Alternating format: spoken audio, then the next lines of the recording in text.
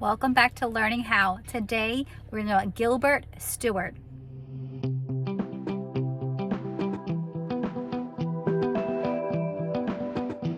Stuart was born on December 3rd, 1755 in Sauterstown, which is a village that was in the Rhode Island colony. And so he is the third child of Gilbert Stuart, and so who was a Scottish immigrant. He moved to Newport, Rhode Island at the age of 6. He went there because his father was pursuing work in the merchant field. In Newport, he began to show great promise as a painter. And in 1770, he made the acquaintance of a Scottish artist named Cosmo Alexander, who was visiting the colonies, and he made portraits. This person became a teacher of sorts to Stuart. So he began to teach him how to paint and draw portraits. Stuart's prospects of becoming a great artist were soon jeopardized at the beginning of the American Revolution. And so there were a lot of social disruptions during that time. And although he was a patriot, which means he was on the side of the colonies, he departed for England in 1775. He followed the example of John Singleton Copley. Remember, we studied him last year. And so he followed its example and said, maybe I should go to England during this time of unrest, because there was just a lot of violence and a lot of just unfortunate things that happened on this side of the pond. And so when he left for England, he became a protege of Benjamin West. Remember, we studied him a few years ago as well. And so he studied with West for about 6 years. And so it was very beneficial during this time for him to learn from West. And he also, in 1777, he made an exhibit for the first time in the Royal Academy. So that was a big step for him. So Stuart spent an entire 18 years between Britain and Ireland. And so he spent, not just a few years there. He spent, almost 2 decades there. And so after his 18-year stay in both Britain and in Ireland, he decided he wanted to come back to the United States. And he had one particular goal in mind. His goal was that he wanted to paint the portrait of George Washington. He wanted an engraver to be able to engrave it so that he can make reproductions of it.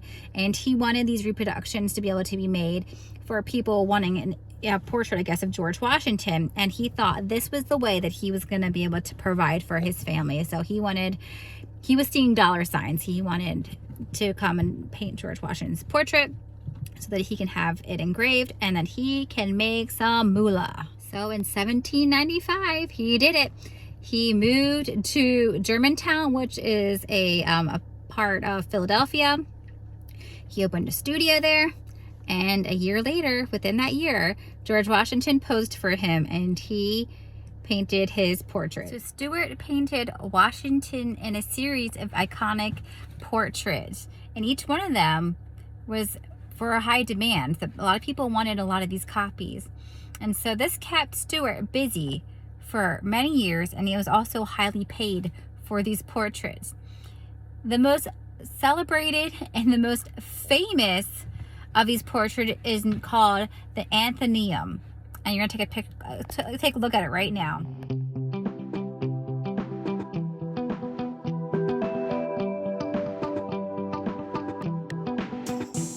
Athenaeum is probably one of the most celebrated and famous portraits of George Washington because you can see it on the $1 bill.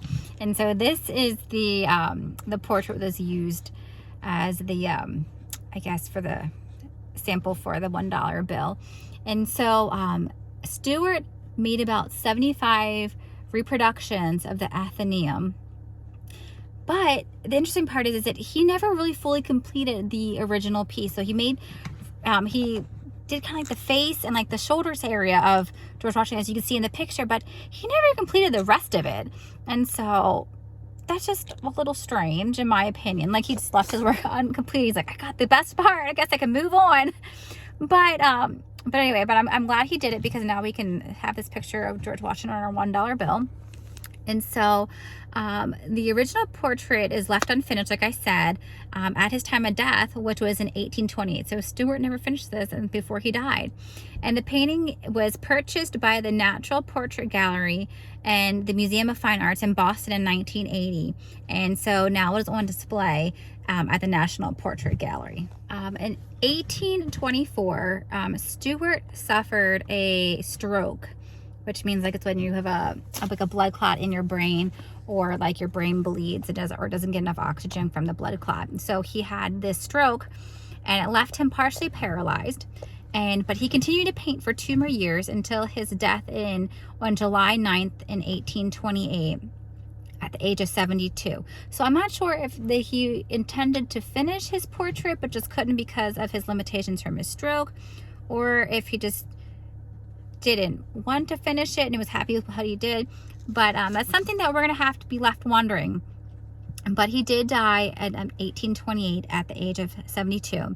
But this is kind of like I don't want to say weird, but it's kind of odd. There's a lot of odd things I feel like about Stuart.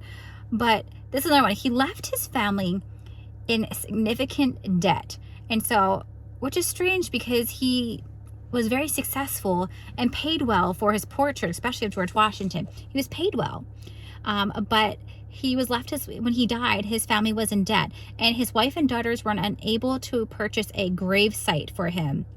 So he was buried in an unmarked grave that was kind of like where you could cheaply bury your loved ones when they died. And so when his family was finally able to afford a grave plot for him, they couldn't find him. Isn't it awful? They couldn't find where he was buried.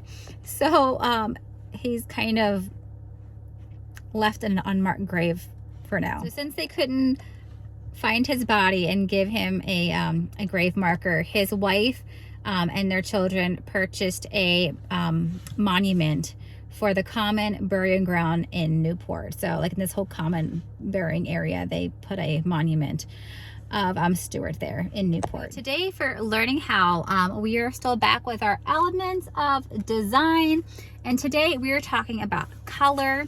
And so Stuart was known for working with lots of color, and so he was known for without working with sketches, that he would just plop his color down on his canvas and get to work. He didn't use a sketch, which was really unusual for this period of time. And so that was kind of like, whoa, we can just plop our colors down and see what happens. And he was like, oh yeah, we're doing this. So he was once heard telling one of his pupils, which means is his student, so it's another word for student. He said, and I'm quoting him, "Never be sparing with color," which means don't be choosy with colors. Like you can use all the colors you want. He said, "Load your pictures, but keep your colors separate as you can. No blending.